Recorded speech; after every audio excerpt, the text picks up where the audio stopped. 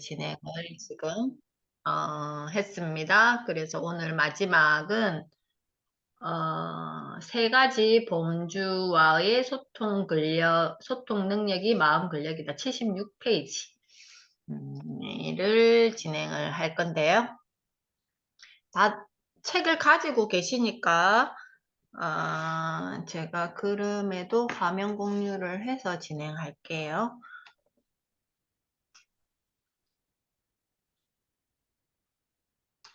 우리가 이거가 오늘 같이 책을 읽어보시면 어제 거북이쌤 북클럽에서 했던 이야기와 리와 기에 대한 이야기와 또 맥락적으로 이게 또 통하는 이야기예요. 이 내용이. 그래서 조금 더 쉽게 이 부분을 받아들일 수 있을 것 같다라는 생각이 듭니다. 쭉 앞에 읽기 전에 맨 마지막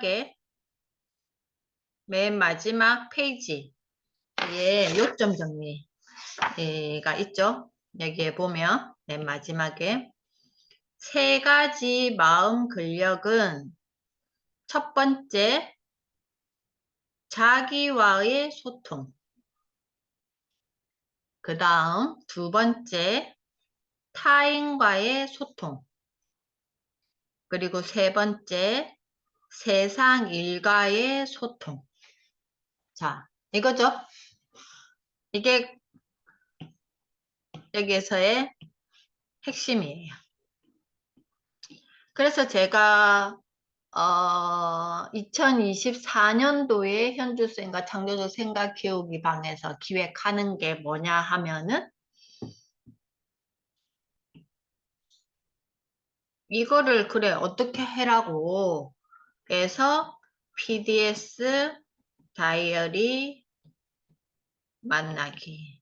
이게 지금 저랑 구조학 수업하고 계시는 분들은 진행하고 있는 부분인데 저는 그걸 어떻게 써라 라는 어떤 매칭보다는 이 현주쌤과 창조적 생각 키우기에서는 좀 그 맥락적인 의미론적인 어떤 걸 가지고 PDS 다이어리를 내가 어떻게 만날 것인가를 3월, 4월, 5월, 6월, 7월, 8월, 9월, 10월. 그럼 하나, 둘, 셋, 넷, 다섯, 여섯, 일곱, 여덟, 11월, 9, 12월, 열. 이렇게 해서 10개월 차로 진행을 할 예정입니다. 그래서 오늘 이걸 하고 나면 왜 PDS 다이어리로 연결되는지까지 이렇게 연결을 할 거기 때문에 그래서 2023년에 내면 소통과 2024년에 PDS 다이어리 만나기 프로젝트라고 제가 할게요. 그거에 대해서 이게 어떻게 보면 그때그때 이 내면 소통 책이 또 연결될 수도 있어요. 여기에서 뇌과학적인 어떤 근거라든지 이론적인 어떤 내용이라든지 이거를 증명해야 되잖아. PDS 다이어리를 만나자 했는데 왜 이걸 자꾸 하라 그러는지에 대해서 증명하는 내용들이 아마 또 내면 소통 안에 책에 구체적으로 과학적인 증명들이 있단 말이에요. 그래서 그걸 가지고 와서 제가 커리큘럼을 만들어서 진행을 할 것입니다. 자, 그래서 한번 같이 읽어보겠습니다.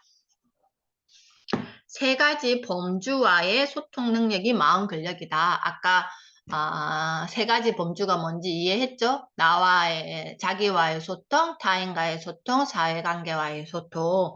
이 세 가지 범주와의 소통 능력이 마음 근력이다. 하이데거와 샤르트르는 의 공통점은 인간 존재의 핵심을 타자와의 관계, 즉 소통으로 본다는 것이다. 자, 이거는 쉬운 언어로 이야기하면 내가 나를 본다는 것은 내가 나를 어떻게 볼 수 있죠? 루틴님, 오늘 아침에 본인을 보셨어요?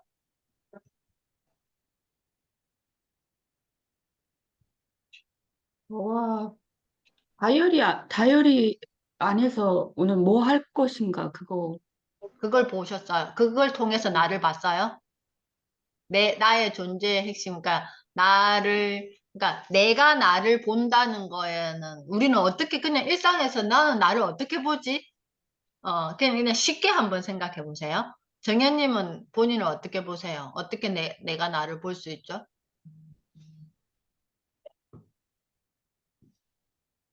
가족이 뭐 오늘 아침에 뭐 엄마 뭐 어떻게 해줘 이런 걸 통해서 저를 보나? 가족이 뭐 이렇게 하는 걸 통해서 나를 보나?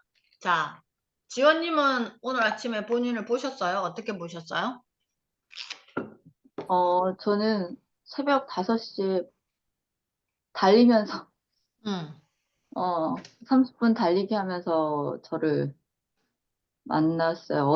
어제 이제 굉장히 많은 일이 있었거든요. 그래서 이 음, 소통에 관련돼서, 이게 이제 소통이, 이게 나와 나의 소통은 가능한데, 그리고 나의 그것과의 소통은 되는데, 나와 너의 소통에 있어서 대화가 음, 약간, 불통인 점들이 조금 있어서, 그걸 한창 어제 너무 많은 힘듦이 있었는데, 어, 오늘 아침에 이렇게 달리면서, 음,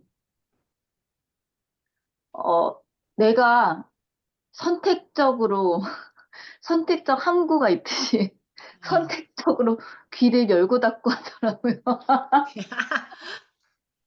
아, 그러면 이제 이거는 소통을 통해서 이제 본다는 거에 대한 구체적인 이야기를 해주셨는데, 네.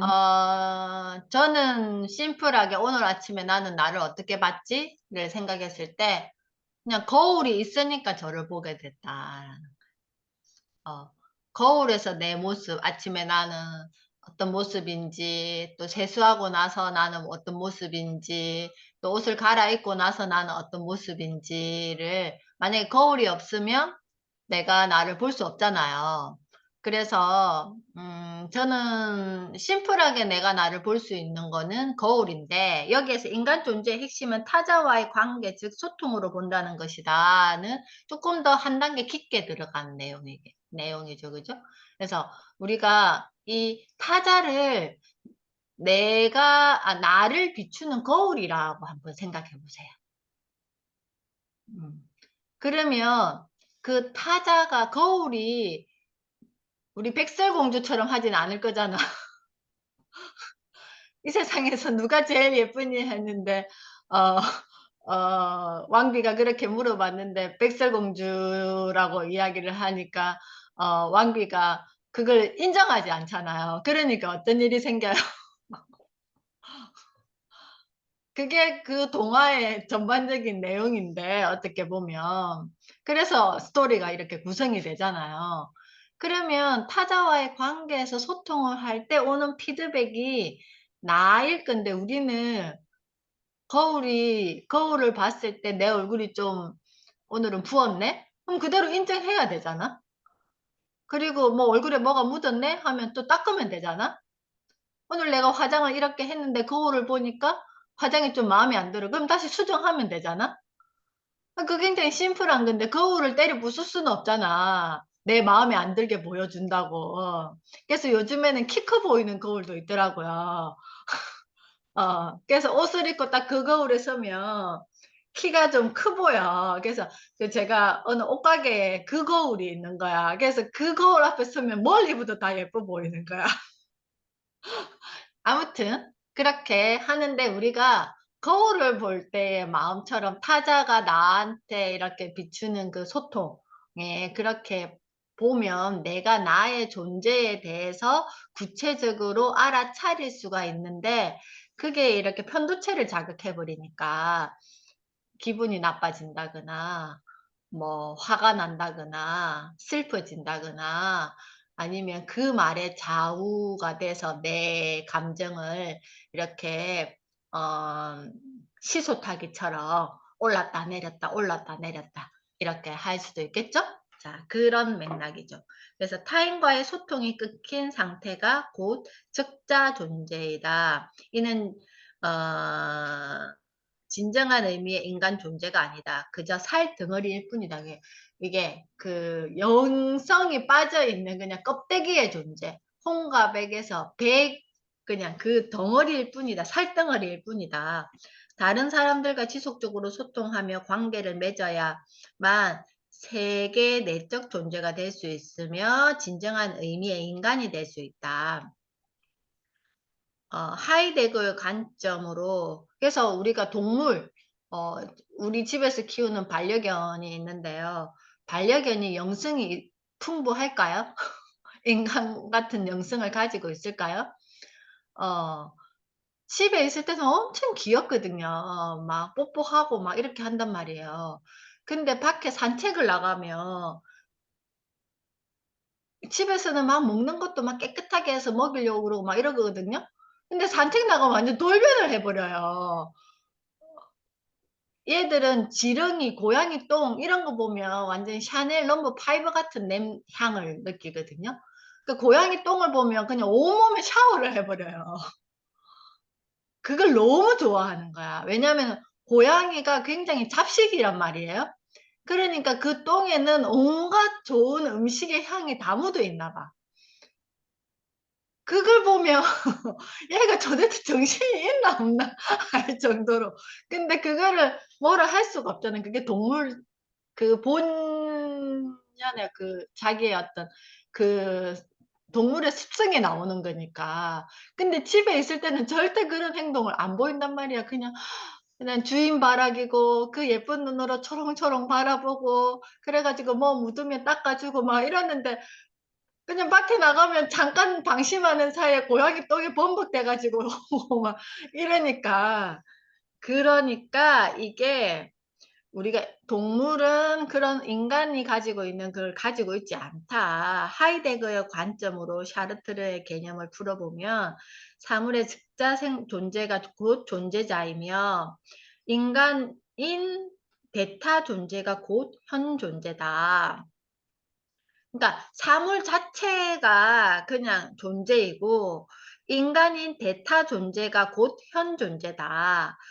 이 말은 좀 더 읽으면서 부연으로 할게요. 내가 대하는 대상에 따라서 나라는 존재의 성격이 규정된다는 마틴 부보의 개념 역시 세 가지 마음 근력과 밀접한 관련이 있다.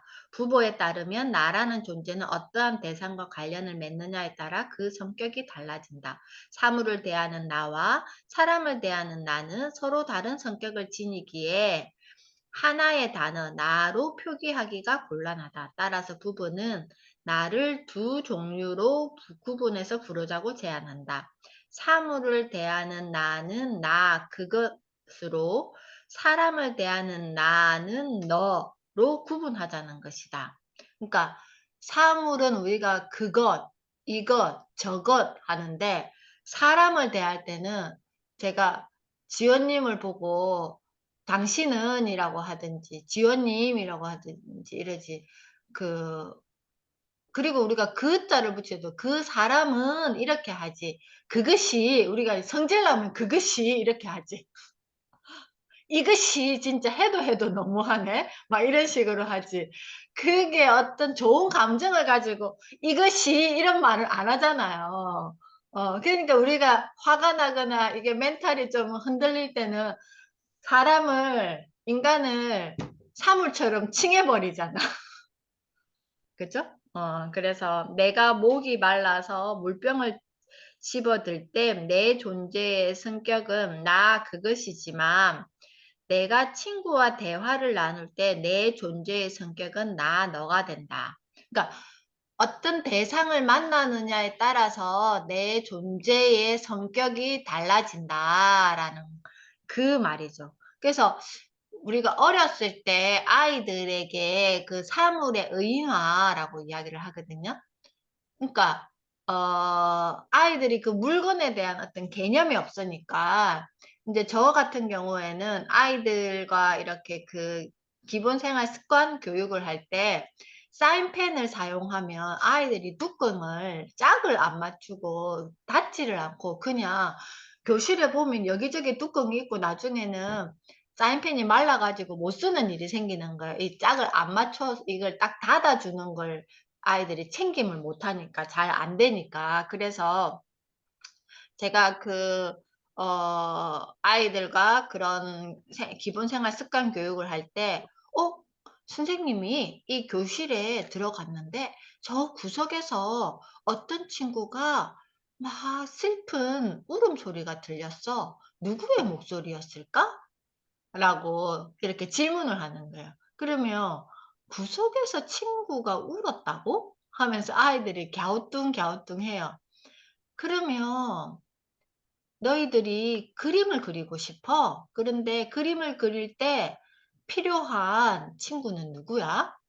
그러면 뭐 색연필이요, 사인펜이요, 크레파스 막 이렇게 이야기를 한단 말이에요. 그런데 어떤 친구는 꼭 짝을 딱 지어줘야 되는 친구가 있어. 짝을 지어줘야지만 그 역할을 해줄 수 있는 친구가 있어. 필요할 때. 그건 누구지? 그러면 이제 짝이라는 개념이 아이들이 없으니까 또 갸우뚱해요.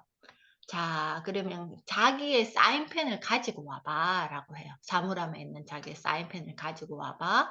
그러면 아이들이 그걸 딱 본단 말이에요. 사인펜을 눈으로 보죠. 그런데 여기에서 자기 사인펜의 뚜껑이 안 닫혀 있는 친구, 내 사인펜의 뚜껑이 안 닫혀 있는 친구, 내 사인펜 한번 챙겨볼까? 그러면 아이들이 어떤 거는 닫혀 있고 어떤 거는 안 닫혀 있는 거예요. 그리고 또 이게 색깔 짝이 안 맞을 때도 있고, 그건 상관없는데 아무튼 뚜껑이 안 닫혀 있는 친구. 그러면 이거를 한번 그 사인펜 뚜껑이 없는 친구를 꺼내서 종이에 한번 색을 너가 원하는 색이 나오는지 한번 칠을 해봐. 그러면 이게 굳어가지고 안 나오잖아요. 그럼 왜 이렇게 됐을까? 왜 사인펜은 원래 자기의 색깔을 낼 수 있는 친구인데 이렇게 색을 낼 수 없는 상황이 됐을까? 그럼 이 사인펜의 주인은 누구지? 라고 저는 계속 질문을 해요. 그러면 이 사인펜이 자기의 본연의 색을 그대로 내기 위해서는 이 사인펜의 주인은 어떤 걸 해줘야 될까? 라고 하면 그제서야 아이들이 조금 인식해요. 그러면 이 뚜껑 선생님이 이 교실에서 저 구석에서 슬퍼서 울고 있는 친구가 있다 그랬는데 그 친구는 누구였을까? 라고 하면 이제 그제서야 알아차려요. 이게 내가 챙겨주지 못했던 사인펜의 뚜껑, 내 사인펜의 뚜껑이었다는 거를. 근데 이거를 이렇게 풀어내지 않고 아이들에게 기본생활 습관 교육에서 내 물건을 소중히 다뤄요. 자, 그래서 내 물건은 내가 잘 정리해요. 사인펜은 뚜껑이 있으니까 뚜껑을 잘 닫아야 돼요. 이렇게 이야기를 하면 다음에 사인펜을 쓸 때 나는 사인펜과 사인펜 뚜껑을 잘 닫아줘야지 원장 선생님이 그렇게 이야기했지 하고 기억할까요? 그냥 스쳐 지나가겠죠. 그때 그 말을. 그치만 이렇게 스토리텔링을 해주면 아이들이 한 번 하고 두 번 하고 세 번 하고 이렇게 해주면 자연스럽게 내가 사인펜의 주인이고 사인펜은 뚜껑이라는 친구와 같이 짝을 지어줘야 이 역할을 할 수 있는 친구고 그래야지만 내가 원할 때 이 색을 사용할 수 있구나까지 연결되는 거예요. 자, 우리가 여기서는 나, 그것, 나, 너라고 했지만 이거는 저는 좀 약간 서양인들의 어떤 문화 사고 방식이라고 생각해요. 이 부분에 있어서는. 근데 이게 동양적인 어떤 관점에서는 이 물건에 대해서도 그 생명력을 주는 그 사상이 되게 강하거든요.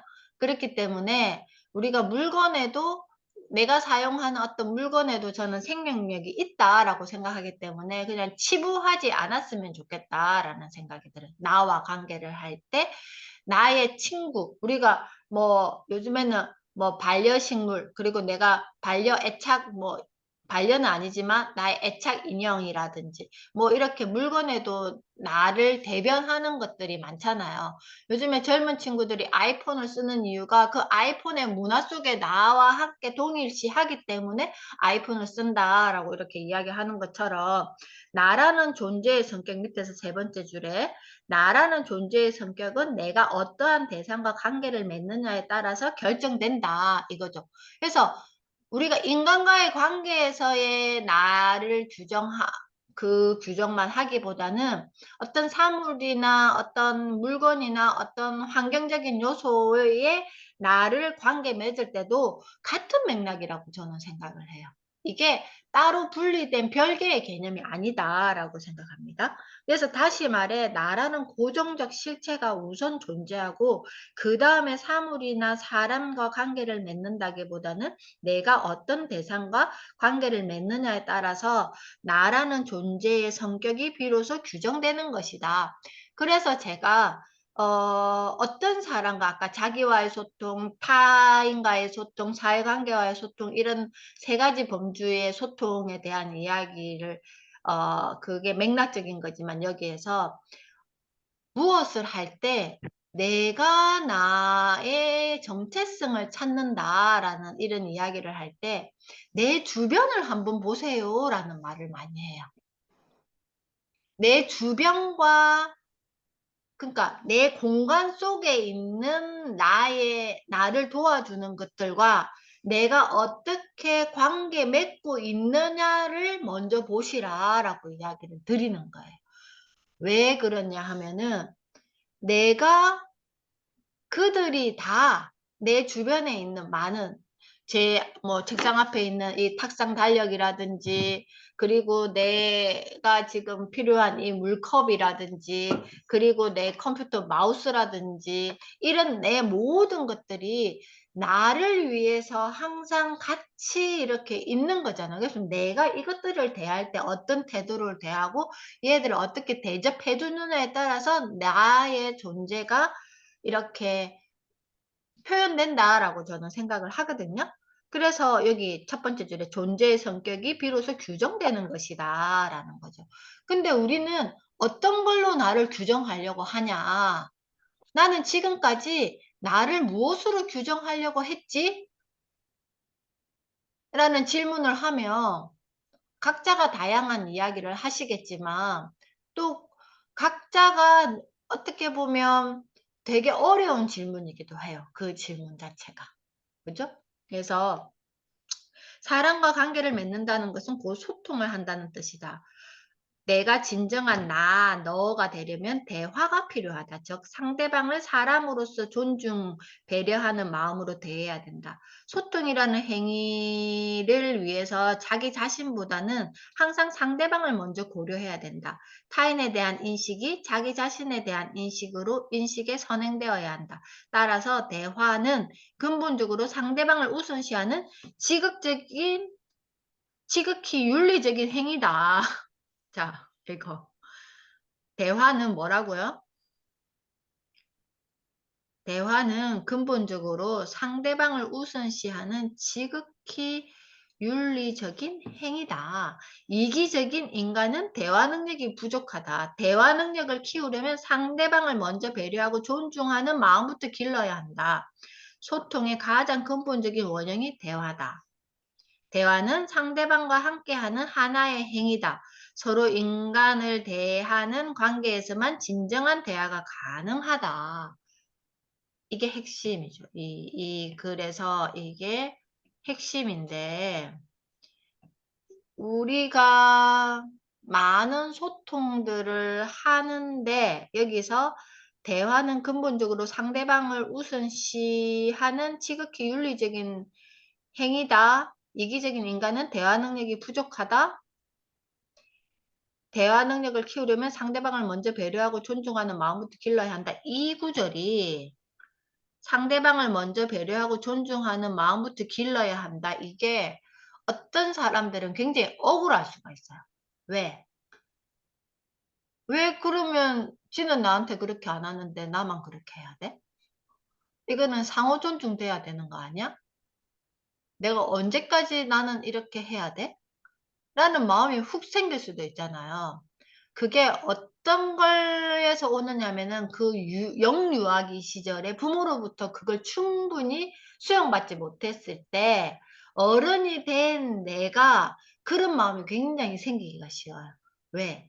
그런 경험이 많지 않기 때문에 이런 어떤 방법을 잘 모르는 거죠. 내가 수용받았던 경험이 적기 때문에 공식이 굉장히 띄엄띄엄 있는 거예요. 그러니까 안 생길 수도 있어요. 자, 그래서 제가 어른이 됐는데 어떡하지? 나를 영유아기 시절로 돌릴 수도 없고 이걸 어떻게 내가 그러면 그렇다고 내가 지금 그런 마음이 안 생기는데 이걸 억지로 쥐어짜가지고 사랑 상대방을 존중하고 이걸 어떻게 하지? 그럴 때는 저는 두 가지 마음을 같이 가지고 가시라라고 해요. 어린 시절에 나를 다시 돌봐주는 어른인 나를 내가 같이 길러줘야지 그 어린 시절에 내가 같이 성장하지 못했던 게 성장되어지면서 동시에 그걸 가지고 같이 성장시키는 그 공식을 가지고 내가 타인에게 그렇게 말을 할 수 있는 일이 상호작용할 수 있는 대화할 수 있는 소통할 수 있는 힘이 만들어져요. 그래서 이게 그 앞에 선행되지 않으면 굉장히 이런 부분은 그 사람에게는 힘들어요. 왜? 나도 모르게 무의식에서 계속 내가 피해의식을 가지고 있기 때문에 그게 해소가 안 되는 거예요. 뭘 해도. 그걸 물건으로서도 해소할 수 없고 뭘 채워도 이게 안 채워지는 거야. 그거를.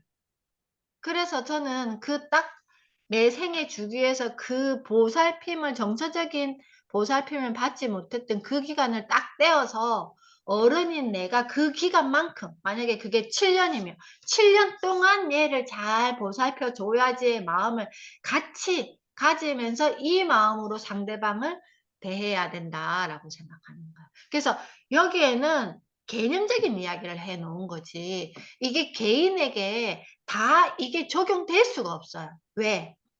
개인의 그 어린 시절에 영유아기 때 살아왔던 패턴이 그 환경이 다 다르기 때문에 그게 이런 책을 봤을 때 굉장히 부딪히는 부분이에요. 그죠? 이론은 이렇게 이야기하는데 나는 아무리 쥐어짜도 그게 나오지가 않아. 그럼 내가 잘못된 건가요? 하면서 또 자기를 막 이렇게 자기를 더 쪼그러뜨리는 막 피드백을 주죠. 이런 책을 봤을 때. 왜 나는 왜 이렇게 태어났지? 왜 나는 이게 안 되지? 다른 사람들은 이게 되니까 충분히 마음 근력이 생기고 내면 소통을 할 수 있는데 왜 나는 안 될까라고 계속 자기를 자책하는 거야. 그럴 필요가 없다라는 거야. 그냥 맥락적인 걸로 해서 이걸 통해서 이게 필요한데 나는 어떤 부분이 지금 조금 더 채워야 될까를 다시 고민해 보면 된다라는 거예요. 그러니까 공식을 조금 바꾸면 된다라는 거예요. 그래서 부부는 너와 내가 대화를 통해 새로운 존재로 고양되는 것을 진정한 대화적 순간이라고 부른다. 복잡한 얘기를 간단하게 하자면 사람을 사람으로 대해야 하나도 진정한 인간이 될 수 있다는 뜻이다. 상대방을 소통의 대상으로 존중하지 않는 한 나는 진정한 인간이 될 수 없다는 뜻이다. 그러니까 얼마나 딜레마에 빠지겠어요. 내가 그런 정서적인 어떤 그 연결이 되기가 지금 힘든데 아직 이게 고갈되어 있는데 이걸 자꾸 하라 그러니까 그래서 제가 항상 부모 교육할 때 유치원에서 이 영유아기 때의 부모가 특히 엄마가 자녀와 어떤 관계를 맺느냐에 따라서 상호작용을 하느냐에 따라서 이 아이의 전 생애에 가장 중요한 자양분이 됩니다. 라고 이야기해요. 근데 엄마들은 그걸 못 알아차려요. 그러면서 자꾸 그 조기 교육 해야 된다면서 막 학습지 시키려고 그러고 막 뭐 배워주려고 그러고 온갖 비싼 교구들을 사가지고 엄마와 아이 사이를 가로막아 가지고 온갖 선생님들 데리고 와서 막 자기 역할을 대신 해주게 하고 막 이러면서 집은 온통 장난감으로 채워져 가지고 맨날 그거 정리하니 안 하니 싸우고 그 보지도 않는 책을 마루 그리 많이 사. 어? 차라리 그냥 아까 제가 그 사인펜 이야기 해줬듯이 그런 이야기를 들려주지, 아이에게. 그건 엄마 위로 아니에요. 그죠? 이렇게 해놓으면 우리 아이가 똑똑해지겠지. 그러면 뭐 하면 책 보자. 책 좀 읽어라. 그것도 잔소리잖아. 아유, 우리 애가 이 장난감을 갖고 싶은가 보다. 그럼 또 장난감을 실컷 사놓고 왜 정리 안 하냐고. 그러면 가지고 놀라고 샀지. 걔가 그거 정리하려고 샀어요. 그죠? 그러면 정리할 수 있는 만큼 우리 아이가 정리할 수 있는 총량이 얼마인지도 모르면서 그냥 막 때려 사주는 거야, 막. 그래서 책상에 아예 손가락에 소근육이 발달 안 돼가지고 그 손가락 힘이 약해가지고 책을 빼지도 못하는데 거기다가 빼곡히 넣어가지고 책 좀 봐라 그러고 막. 누구를 위한 위안이냐고 이게.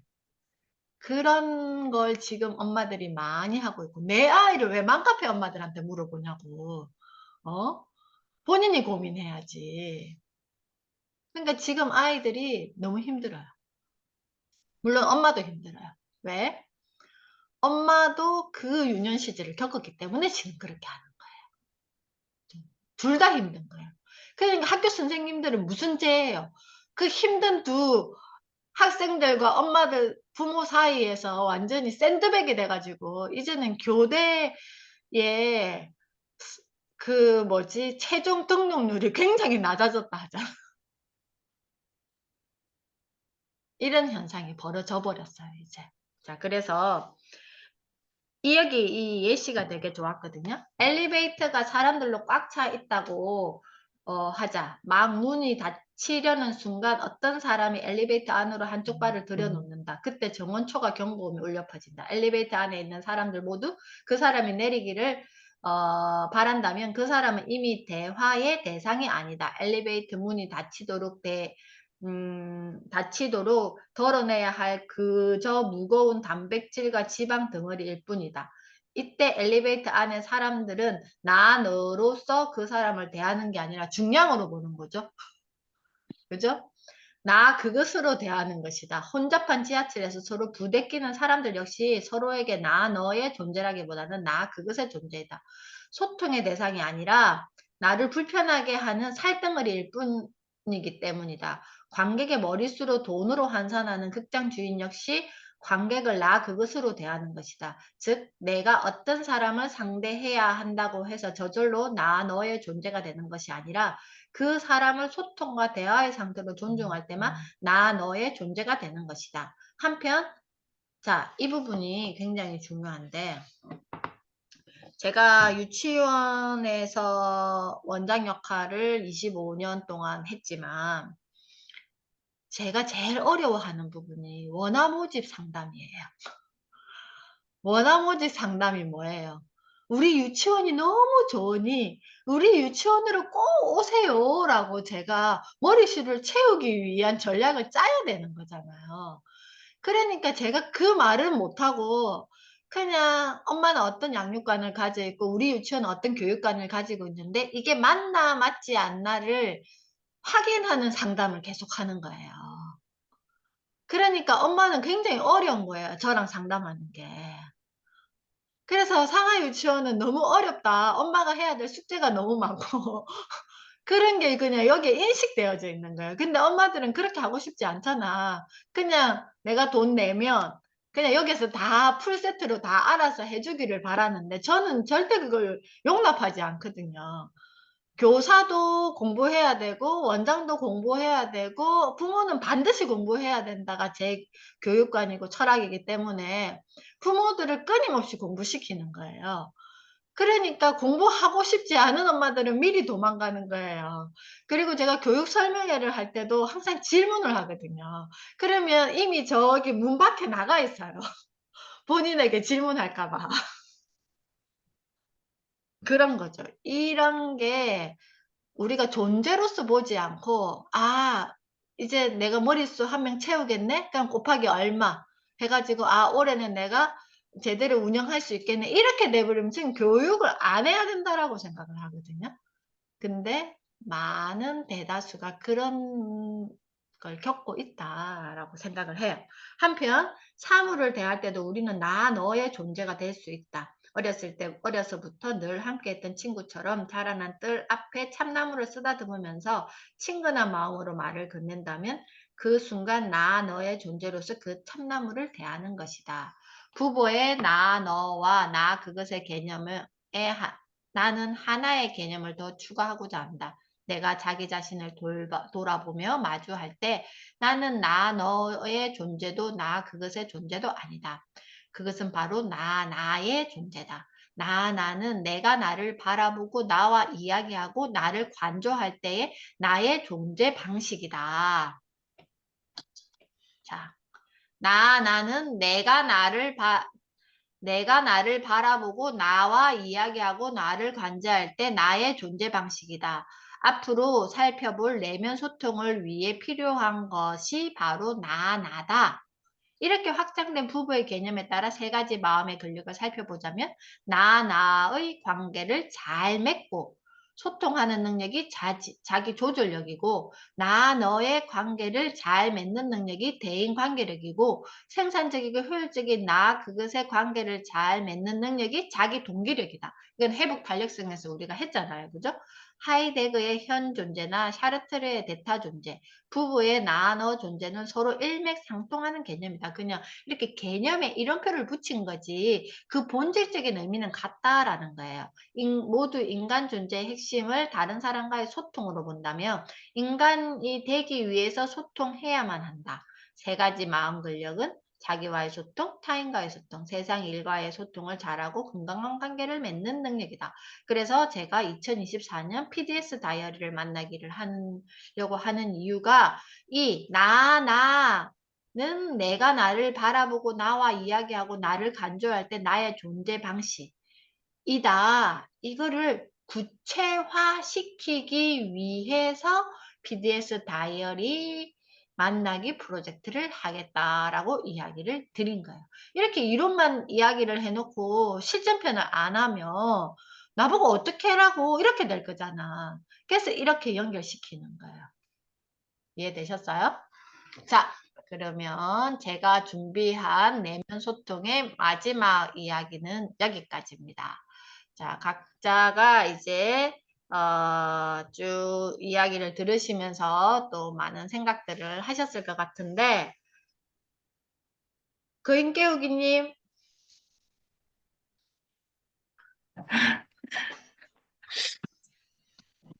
그, 이거 들으면서 제가 작년 말부터 생각했던 게 내가 우리 애를 자꾸 남한테 맡긴다는 느낌을 많이 받았는데 요번에 이제 감기 앓으면서 그 생각이 들더라고. 내가 왜 감기가 왜 걸렸지?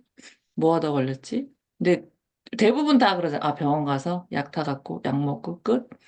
근데 그게 어느 순간 나이를 먹으면서 그게 안 되는 거예요. 예전에 뭐 약 한 3일치만 먹으면 다 낫던 게 지금은 막 5, 6일 가거든요. 그렇게 되면은 계속 우리가 생각하는 그 전문가라는 거에 대해서 너무 그동안 너무 좀 높이 보고 그 사람은 다 알고 나는 잘 모르고 그러다 보니까 나를 자꾸 잊게 되는 게 아닌가 해서 내가 나의 전문가가 좀 돼야겠다는 생각을 좀 하게 됐습니다. 맞아요. 이게 약도 의심해야 돼요. 그러니까 우리가 처방전을 받아오면 그 약의 그 성분들이 다 나오잖아요. 그러면 그 보통 세균 감염증 약이 약을 좀 많이 쓰는 병원 같은 경우는 세균 감염증 약이 한 2가지가 들어있고 해열 진통제가 반드시 들어있고 그 다음에 항생제가 들어있죠. 항생제가 들어있고 그 다음에 약에 이렇게 때려 부으니 위장을 보호해야 되잖아. 그래서 위장 보호제가 들어있어요. 그래서 기본적으로 약이 뭐 적으면 4알 정도 있고 많을 때는 한 5, 6알 정도가 들어있어요. 그게 어린 아이 그 10대 아이들 우리 딸이 병원 가서 약을 처방받아 오면 보통 다 그렇게 구성되어 있거든요. 그래서 제가 아이가 감기가 걸려서 정말 이게 열이 나서 열을 내려야 되는 건지 염증이 난 건지 이거를 잘 살펴보고 그냥 빼가지고 그 약을 먹이고 나머지는 다시 약국에다가 이렇게 반환하는 왜냐 약을 함부로 버리면 또 안 되잖아요. 그죠? 그렇게 모아놨다가 이렇게 한단 말이에요. 내 몸에 대해서도 내가 굉장히 전문가가 되어야 된다라는 게 그게 거기서부터 시작이다라고 저도 동의합니다. 자, 지원님 오늘 이 시간 마무리 내면 소통 마무리 시간은 어떠셨어요? 어, 제가, 2023년을 살 때 이렇게 내면 소통을 이게 딱 보면서 이렇게 살았던 것 같은데, 너무 나의 관계만, 그리고 나와 그것의 관계만 많이 치중을 했었던 것 같아서, 일단, 가족 간에도 이제 소통하는 데 있어서 조금 신경을 좀 써야 되겠다라는 생각이, 사춘기라는 그냥 핑계 아닌 핑계로, 일단 물리적으로 거리 두자로 해놓고 내 마음만 되게 편하게 지냈던 건 아닌지, 어제 굉장히 또 많이 생각을 해본 시간이었어요. 그래서 나와 너의 관계에도 많이 신경을 써야겠다는 생각을 좀 했습니다. 네, 감사합니다. 자, 정현님 오늘 이 시간은 어떠셨어요? 음, 저는 이기적인 인간이 대화 능력이 부족하다라는 이 말이 탁 와닿으면서, 어, 그러니까 이기적인 게 결국에는 나 편하자고 그 말은 안 하고 숨긴다거나 뭐 그 행간을 이해하게 하는 그런 마음이 많았었는데 그 이기적인 마음이 없어야 하고 결국에는 소통이라는 거 그리고 상대방에 대한 뭐 존중과 배려를 잘 하려면 결국에는 내가 나와 소통을 잘해야 다른 사람도 존중하고 배려할 수 있다는 그 말이 좀 정리가 되는 것 같아요. 그래서 진짜 내면 소통 이거 완전 이제 와닿네요. 내면 소통. 네. 네, 감사합니다. 루티님 오늘 이 시간 쭉 이 텍스트를 보면서 어떤 생각 하셨어요? 가장 뭐가 자기가 이제 문제시가 있었을 때 그걸 알아챘었을 때 그게 내가 지금 이거를 취해야 될 거다라는 게 이렇게 인식이 됐는데 뭐 내 문제라던가 가정에 누가 이렇게 뭔가 뭐 이랬어 나 이거 좀 불편해라는 말을 했었을 때 내가 이번에는 이거 공부하라는 신호인가 보다 이제 제가 그렇게 받아들이고 있거든요. 그러니까 지금은 이제 수없이 오는 거가 저도 이제 나를 알려고 되게 많이 몇 년 동안 노력을 했었는데 지금 저희 이제 가족도 마찬가지더라고요. 그래서 그거를 제가 이제 아까 말씀하셨잖아요. 어렸을 때 책 많이 구비해 놓고 뭐 애들 잔뜩 해놓고 제가 좀 그랬거든요. 오르다 갑 음물 뭐 하면 뭐 그냥 없는 거 없이 다 해놓고 그 대신 그 다른 엄마들보다는 그래도 조금 더 알으려고 노력은 했던 부분은 있는데 지금 보니까 미스된 부분이 되게 많아가지고 오히려 그때는 더 젊었고 의욕이 넘쳤기 때문에 그 에너지가 또 더 과하면 또 뭐 그거보다 못할 때가 있잖아요. 그래서 그거에 대한 부족한 부분이 저한테도 이렇게 막 발견이 됐거든요.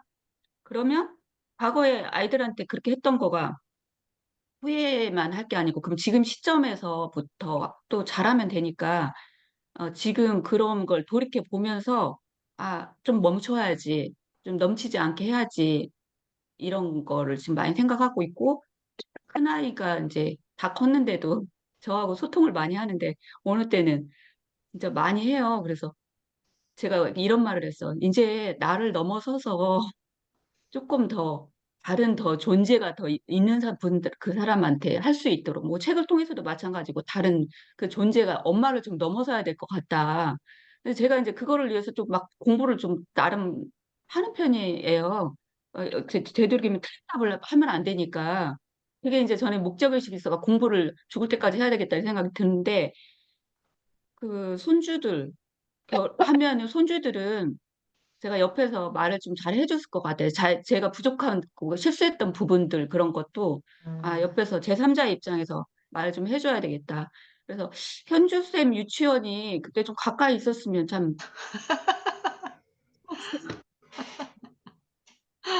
그런 생각이 드네요. 네, 지금 타타타님, 가을님은 지금 얼굴이 화면에 안 보이셔서 어떻게 말씀을 하실 수 있는지 몰라서 타타타님 말씀하실 수 있으실까요? 어, 저는 그냥 가볍게 들었는데 저기 강의가 아니라 줌이었네요. 네. 저는 오늘 내면의 자아를 이렇게 어루만져주면서 나는 그런 경험이 없는데 타인을 어떻게 존중하고 대화를 할 수 있느냐. 이제 그 부분이 어째 닿네요. 그래서 나도 내 내면의 자아를 어루만져 가면서 또 타인에게도 그렇게 어루만져 줘야 되겠구나. 그걸 느꼈습니다. 네, 감사합니다. 우리 예린이 옆에 있는가 보네, 가을님. 네, 옆에서 지금 계속 얘기하고 있어가지고. 예린이 안녕. 안녕하세요. 아, 엄마 이야기 조금 들어봐도 돼? 엄마 이야기 조금 해도 돼? 잠깐 조용히 해줄 수 있어? 좀 공부해야 돼. 지금 공부해야 돼? 알았어. 지금 공부할 시간이라고. 오늘 어떠셨어요, 가을님 알았어. 들으시면서? 저는 약간 그냥 요즘 드는 생각이 아이랑 저랑 좀 같이 크는 느낌이 좀 들거든요.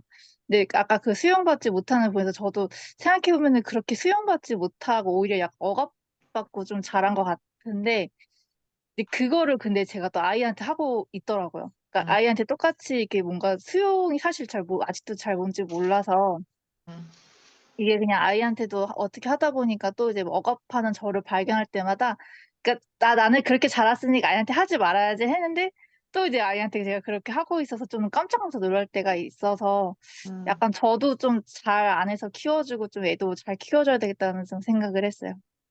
네.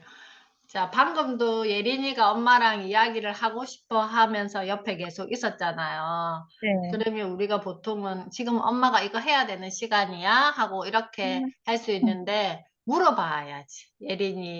아, 예린이에게 엄마가 지금 이렇게 이야기할 시간인데 이렇게 해도 돼? 라고 제가 방금 물어봤잖아요. 네네. 예린이에게. 근데 우리가 보통 그런 거를 굉장히 엄마가 하는 거는 그냥 당연한 거야 라고 이렇게 생각하는데 그런 어렸을 때 나를 봤을 때 내가 부모로부터 그런 수용이라는 게 내가 지금 하고자 하는 거에 존중받지 못하는 어떤 상황들이 많았을 거란 말이에요. 그래서 어떻게 보면 나에게 엄마라는 이름에 붙여서 엄마라는 역할을 함으로써 그 어린 시절에 나를 같이 돌볼 수 있는 내 아이를 돌보면서 어린 시절에 나도 같이 돌볼 수 있는 기회를 주는 거 아닌가라는 저는 생각을 하거든요. 그래서 그런 마음으로 오늘 하루도 잘 지내셨으면 좋겠고 제가 이제 그 3월부터 진행할 커리큘럼 아마 시간대가 바뀔 것 같아요. 제가 월요일, 금요일은 이제 고정 일정이 이제 생겨버려서 아마 화, 수, 목 중에서 새벽 시간이 될지 아무튼 그렇게 시간이 우리가 그 북클럽은 6시에 하는데 보통 여기 계신 분들이 새벽에 또 시간이 될 것 같아서 아마 고정 시간은 화수목 중에서 새벽 시간 하루를 정할 것 같아요. 그렇게 해서 3월부터 매월 한 1회씩 해서 3월부터 12월까지 PDS 다이어리에 만나기 프로젝트인데 이거는 어떤 그 기술적인 다이어리를 쓰는 기술적인 내용을 제가 기술하기보다는 의미론적인 이야기로 풀어내 보도록 하겠습니다. 수고하셨습니다.